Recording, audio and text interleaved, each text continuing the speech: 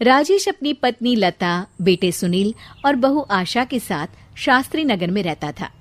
आशा अपने सास ससुर के साथ बिल्कुल भी अच्छा बर्ताव नहीं करती थी। एक दिन, बहू, मेरी ये छड़ी टूट गई है, चलने में बड़ी परेशानी होती है। तू सुनील से कहकर नई छड़ी बनवा देना। सासू माँ, एक तो इतने खर्चे होते हैं और ऊपर से आपकी ये छड़ी खरीदने निकलेंगे तो 1-1.5 से तो कम की तो आएगी नहीं। और वैसे भी आपको कहीं आना जाना तो होता नहीं। इस टूटी हुई छड़ी से ही काम चला लीजिए, इसकी मरम्मत करवा देते हैं। आशा वहां से चली जाती है। तभी उनके पति राजेश जी वहां आ जाते हैं। तुम क्यों झूठी उम्मीद बांधती हो अपनी बहू से? लता इतने सालों में इसने कभी भी हमारा सम्मान नहीं किया, आज क्या करेगी? तभी वहां उनका पोता रोहित आ जाता है। दादी, ये देखो मैं आपके लिए क्या लाया हूँ। क्या बेटा? आपकी पुरानी छड़ी टूट गई थी ना, तो ये मैं अपनी कमाई से आपके लिए छड़ी लेकर आया हूँ।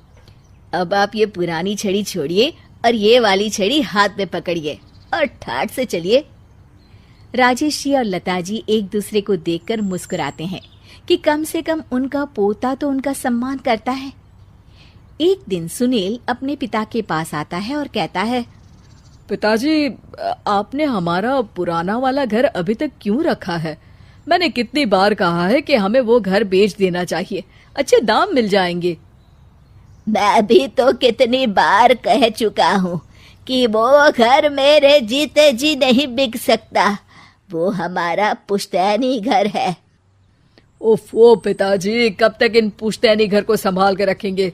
अब छोड़ भी दीजिए मोह माया, आपके पूजा पाठ के दिन है, कहाँ आप एक घर के मोह में लगे हुए हैं। घर का मोह नहीं है बेटा, कुछ चंद यादें हैं, उनका मोह है, पर तुम ये बात नहीं समझोगे। आपसे तो बात करना ही बेकार है। लता जी और राजेश जी अपने बहू बेटे के इस दुर्व्यवहार से बहुत दुखी होते हैं।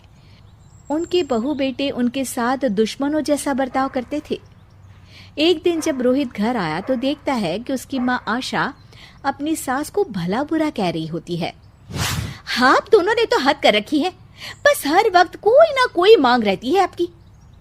अरे बहू, मैंने तो बस इतना ही कहा कि तेरे ससुर जी को ठंडे पानी से नहाने में तकलीफ होती है, तो इनके लिए गर्म पानी कर दिया।